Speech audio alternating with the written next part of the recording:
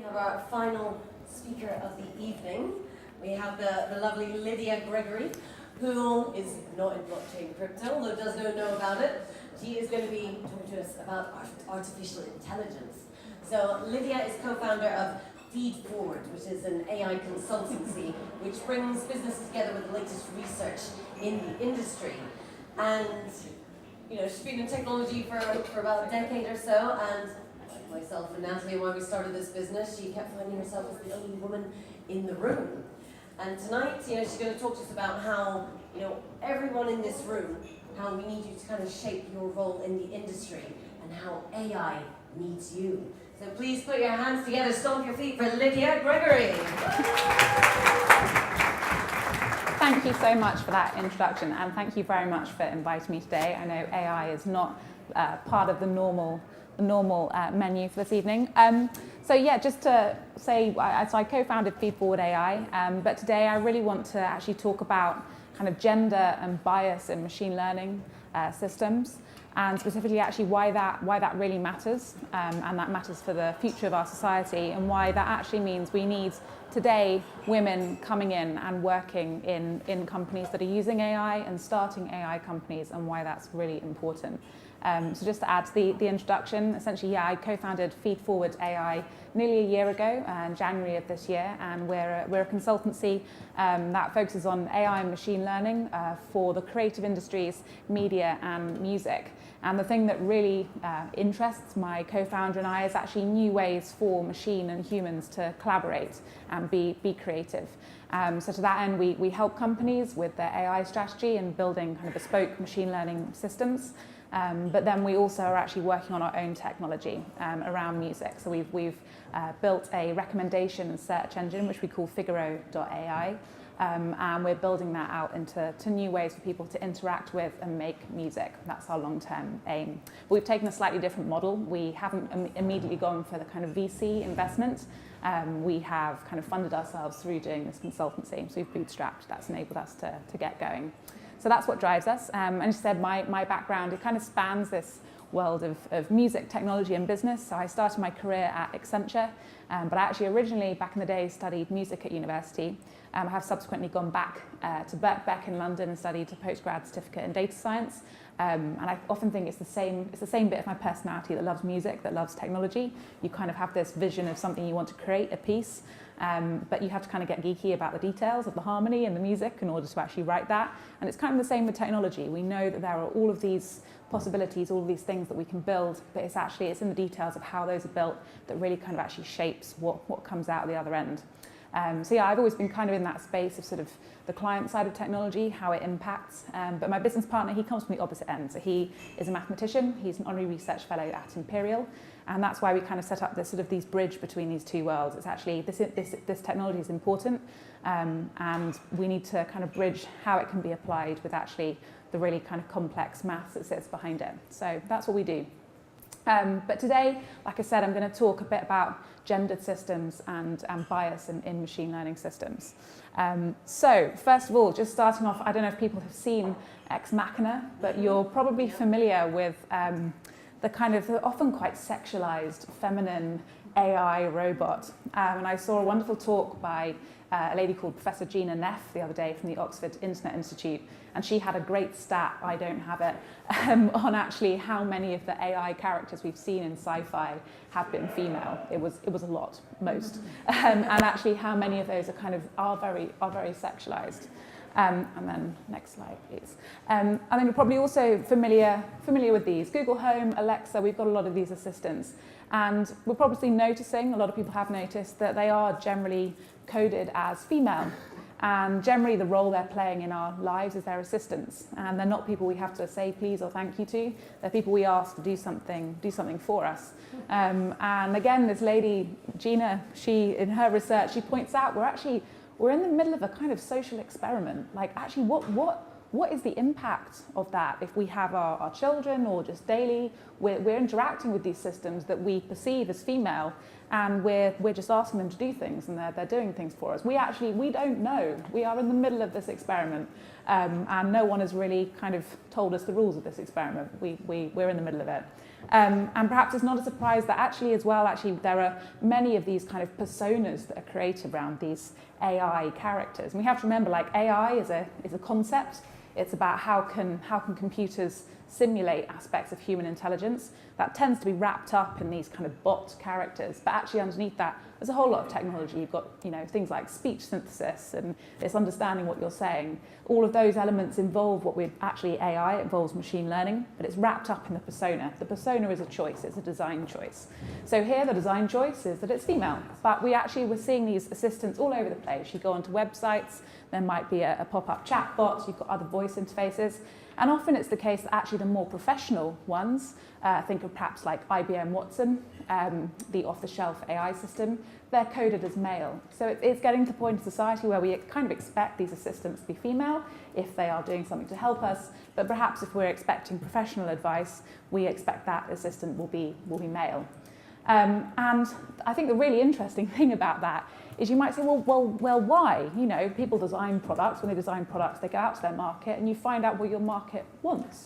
And I think the really interesting thing, on the next slide, is actually when some of the creators of these products were asked, why did you code these as female? You had this choice, why are they female? It's actually what they come back with. And I will just read this. So I don't know if people are familiar with amy.x.ai. But interestingly, there now is also an Andrew, but it started off as Amy. It's an email assistant, so it can help you schedule meetings. It's very useful. But again, it has no voice, but it is coded as female. It's Amy. She's your secretary. And it says, to provide a little bit of defense for some of my fellow technologists, research has been done, certainly on a voice level, on how you and I best take orders from a voice-enabled system. And it has been conclusive that you and I just take orders from a female voice better. Some of them suggest that the pitch itself, just from an audio technology perspective, is just easier to understand. And similarly, a Microsoft spokesperson said, for our objectives, building a helpful, supportive, trustworthy assistant, a female voice was the stronger choice. So these companies have gone out and done their user research, and they have found out that actually the female voice in this context does better for their product. And you kind of think, fair enough, that's a good product process, well done. But I think the kind of interesting thing here is actually technology is becoming a two-way thing. You know, actually if we are interacting with something on a daily basis, we don't know what effect that is having on our perception, and actually on our perception of humans and humanity. And we take that back out into the world. And I think actually this is one of the kind of interesting things, if you're aware of the kind of the principles of machine learning. Actually, machine learning is based upon learning patterns in the data. And it can take any kind of data set, whatever large amount of data that is, and learn the patterns in that. And that's what the outputs are based upon. I think what's interesting here is you have kind of data on the users of what users have said they want, but we don't know how actually that will then kind of feed back. You end up in this kind of loop. And perhaps moving on to the next one. So I'm going to start. Is anyone here, does anyone speak Turkish? No. Okay, cool. So for this example, just to dive into actually this kind of idea of machine learning and what bias in machine learning systems might mean beyond the kind of personas of AI. So the first thing you need to know about the Turkish language is that there is no, if we say he or she or they, there's no gendered form of that. So whereas we might say, you know, he pours a drink or she pours a drink, in Turkish it's all using O, it's gender neutral. So what's really interesting is actually in automatic translation, which in Google Translate is driven by deep learning, machine learning techniques, that presents a problem. So if you have something in Turkish where it says O, then you need to translate it to English. A choice needs to be made because we do tend to use the gendered form. I know now there's like Z, but it's not used kind of in a statistically significant way in our language. We have to choose he or she. So Google Translate has to make a choice. And there's a really interesting paper that came out, I think, a couple of years ago from Princeton, which actually looked at this, and the results are really interesting.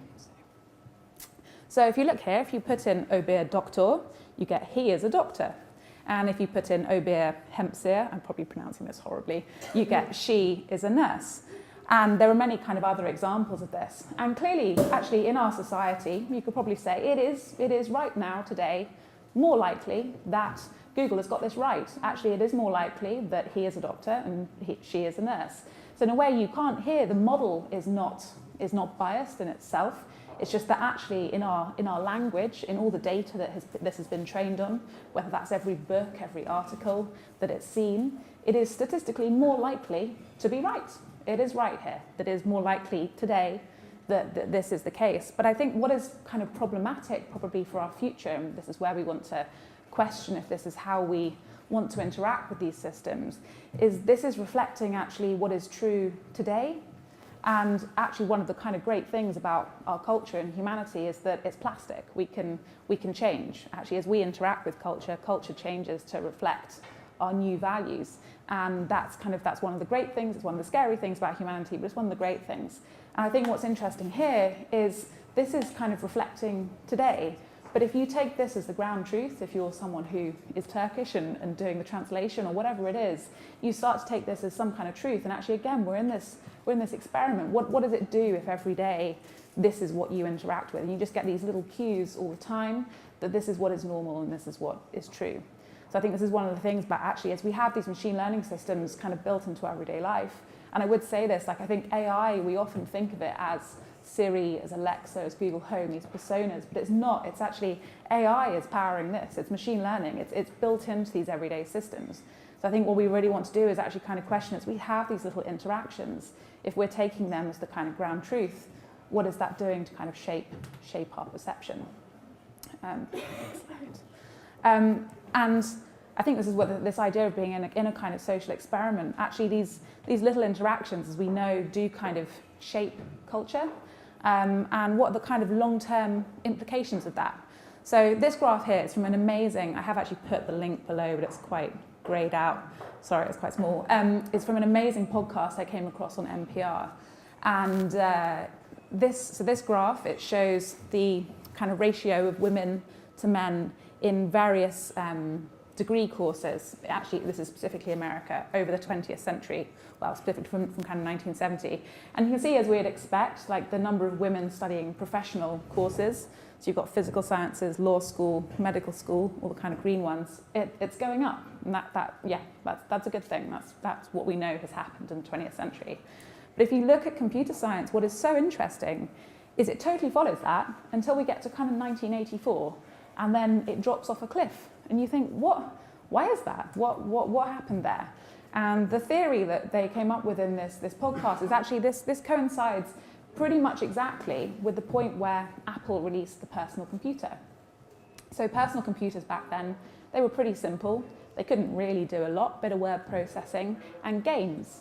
And games were kind of chosen as the way to get people using them, get people engaging with this new technology.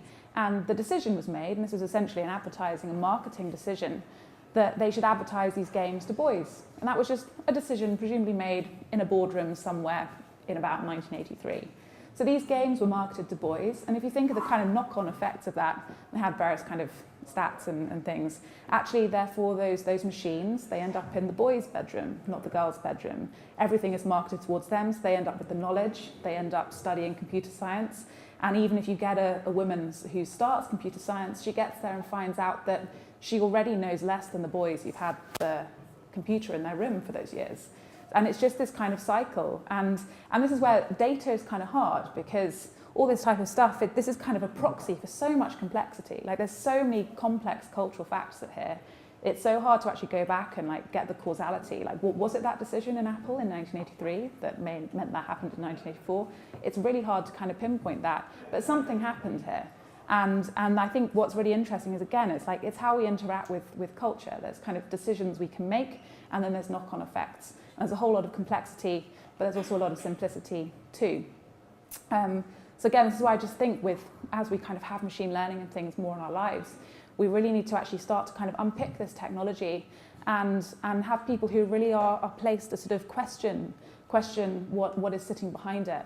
And there's many other examples which I haven't put in here today, kind of for time reasons, around, we've got these systems actually being kind of included in like judicial scenarios, kind of helping guide sentences. And there's many opportunities here for this technology to really help and help make things more objective. But if all those decisions are based upon historic data, we're going to be basing our decisions based upon what has been the case in the past. And actually, I think we need to kind of really think what type of society do we want to shape, and how can we go about actually making those changes.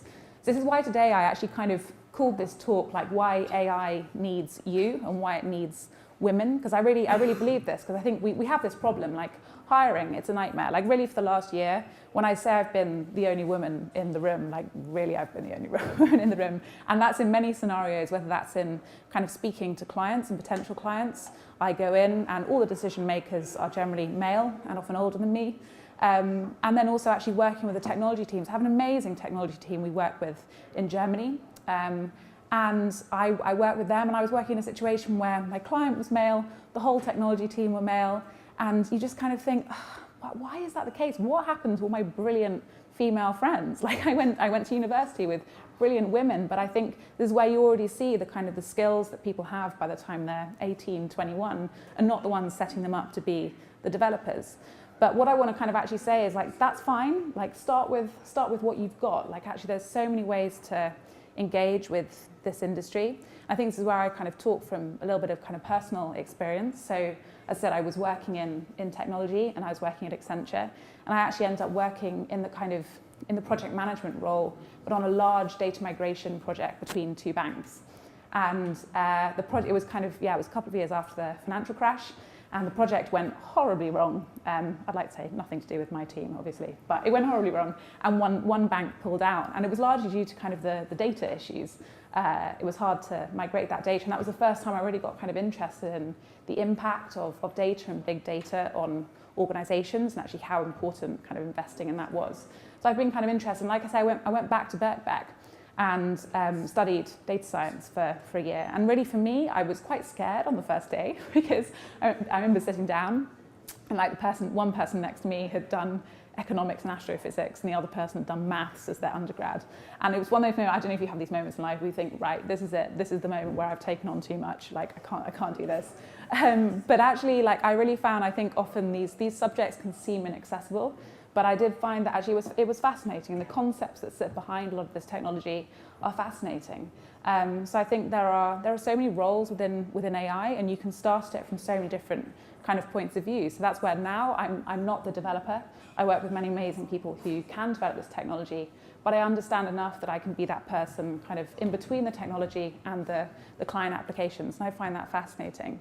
But I do think we need more people who kind of do that, who start from whatever skill they have and kind of dive into the technology and really get to grips with kind of what underpins it and what's there. So yeah, so I'd say, look, like don't be intimidated by it, but please start from kind of wherever you are, but get interested, because yeah, the industry really needs you. And so I've just put a few on the next slide. These are just some kind of like things that might be helpful if you are interested. So on the right, this is a new book by, you might know Hannah Fry, she's a Radio 4 presenter and also a professor of maths at UCL. And she's written this brilliant book, and it really just gets into kind of actually what these algorithms are, what is machine learning, and how is it really in the systems that we are using today.